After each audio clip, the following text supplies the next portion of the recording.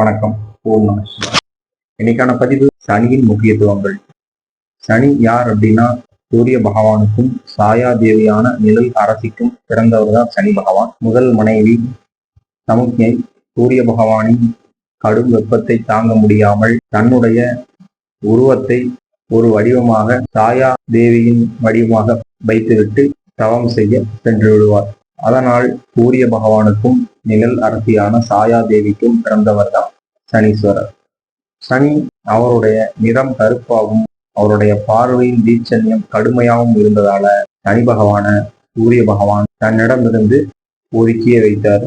இதனால சனி பகவான் பிற்காலங்கள்ல கடும் தவம் மூலியமா நவகிரகங்கள்ல இடம்பெற்றார். சனி எந்த அளவுக்கு ஒரு முக்கியமான கிரகம் அப்படின்னா, ஆயுள் சனி பகவானுடைய காரகத்துவத்துல வரும். அவருடைய நிலை அப்படிங்கிறத பொறுத்து, அவர் எப்படி இருக்கிறார் அப்படிங்கிறத பொறுத்து ஒருவருக்கு ஆயுளினுடைய வலு அப்படிங்கிறத அறிஞ்சுக்க முடியும் ஒருத்தரால. இந்த பூமியில இருக்க ஒவ்வொருவருக்கும் கர்மா அப்படிங்கிறதுக்கு ஏற்ப நம்மளுடைய இன்ப துன்பங்களை சரியா செய்யக்கூடிய ஒரு கிரகம், கடமை தவறாத கிரகம் அப்படின்னு சனியை சொல்லலாம். ஏன்னா உலக உயிர்கள்ல அனைவருக்கும் துன்பத்தையும் வலியையும் வேதனையும் தரக்கூடிய ஒரு கிரகம் அப்படின்னா சனிதான். அதுல எந்த பாரபட்சமும் அவர் பார்க்கறது அப்படிங்கிறது கிடையாது. ஏன்னா ஒவ்வொரு மனுஷனுக்கும் சனி 3 விதமா தன்னுடைய தாக்கத்தை கடுமையா ஏற்படுத்துவார் அப்படிங்கிறது தான் உண்மை. ஒண்ணு, 7.5 சனி காலகட்டத்துல ஒரு ராசிக்கு 12ஆம் வீட்டுல சனி பயிற்சி ஆவது. இது விரய சனி. உங்க ஜென்ம ராசியான சந்திரன் இருக்க வீட்டுல சனி பயிற்சி ஆகிறது ஜென்ம சனி. இது உண்மையிலும் ரொம்பவும் கடுமையான காலகட்டம் அப்படின்னே சொல்லலாம். அடுத்து ஜென்ம ராசிக்கு அடுத்த ராசியில சனி டிராவல் பண்றது பாத சனி அப்படின்னு சொல்லுவாங்க. இது அது வரைக்கும் இருந்து வந்த கொடுமையான கடும் பலன்களை குறைச்சு ஓரளவு நற்பலன்களை கொடுக்கக்கூடியதா இருக்கும். அதுக்கப்புறம் ஒரு ஜென்ம ராசிக்கு 8வது வீட்டுல அவர் பயிற்சி ஆகும் பொழுது அஷ்டம சனி மிகவும் கடுமையான அமைப்பு அப்படிங்கிறது ஒரு ராசிக்கு 8ஆம் இடத்துல சனி பயிற்சி ஆகிற அந்த காலகட்டம் அப்படிங்கிறது அஷ்டம சனி அப்படிங்கிறது குறிப்பிடப்படுது. ஏன்னா சனி அந்த காலகட்டத்துல மிகவும் வலியும் வேதனையுமான கடுமையான அமைப்பு அப்படிங்கிறது ஒருவருக்கு நிச்சயமாக சனி பகவான் தந்தே தீர்வார். உங்களுடைய ஜாதகத்துல நடக்கிற தசாபுத்திகளுக்கு ஏற்பவும் கிரக அமைப்புகளுக்கு ஏற்பவும் சனி பகவான் துன்பத்தின் தாக்கத்தை அறிந்து கொள்ள முடியும். சனி ஒருவருக்கு கெட்டது மட்டும்தான் செய்வாரா அப்படின்னா கிடையாது.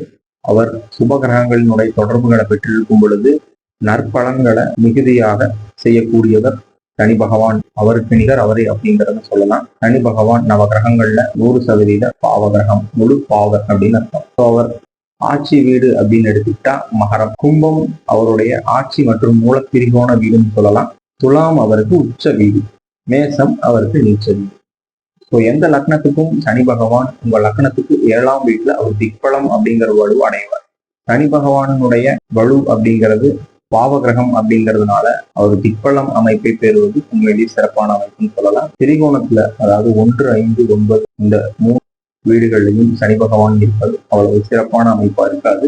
உபஜயஸ்தானங்கள்னு சொல்லக்கூடிய 3, 6 மற்றும் 10, 11ஆம் இடங்கள்ல சனி இருப்பது அப்படிங்கிறது சிறப்பான அமைப்பு. அவர் ஒரு பாவ கிரகம் அப்படிங்கிறதுனால கேந்திரங்களையும் அவர் இருக்கலாம்.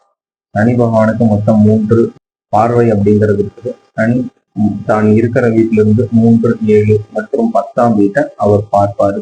அவர் ஒரு பாவ கிரகம்ன்றதுனால அவர் இருக்கிற இடத்தையும் அவர் பார்க்கிற வீடுகளையும் அவர் பாதிக்கவே செய்வார்.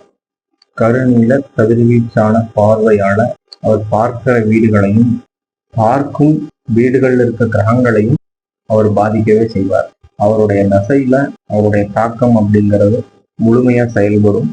சனி ஒருவருக்கு வலுக்கும் நிலையில ஆயுள் காரகம் அப்படிங்கிறதுனால நல்ல ஆயுள் அப்படிங்கிறது நிச்சயமா இருக்கும். ஸோ சனி பகவானுடைய தொழில்கள் அப்படின்னு எடுத்துக்கிட்டோம்னா பழைய பொருட்கள் சனியினுடையது. கழிவு பொருட்களை குறிக்கக்கூடியதும் சனிதான். பெட்ரோலியம், ஆயில் அண்ட் கேஸ், பழைய இரும்பு கடை, மரம், மெக்கானிக், நம்ம பூமிக்கு அடியில கிடைக்கக்கூடிய பொருட்கள் அனைத்தும் சனியினுடையது. துப்புரவு பணியாளர்கள், இதெல்லாம் சனியினுடைய தொழில்களை குறிக்கும். சனியினுடைய தாக்குதல் இருந்து நம்மளை நம்ம தற்காத்துக்க சனிக்கிழமை தோறும் பெருமாள் வழிபாடும் ஆஞ்சநேயர் வழிபாடும் சிறப்பான பலனை தரும். தொடர்ந்து நம்மளுடைய சேனலை பாருங்கள், லைக் பண்ணுங்கள், கமெண்ட் பண்ணுங்கள், சப்ஸ்கிரைப் பண்ணுங்கள், ஷேர் பண்ணுங்கள். நன்றி.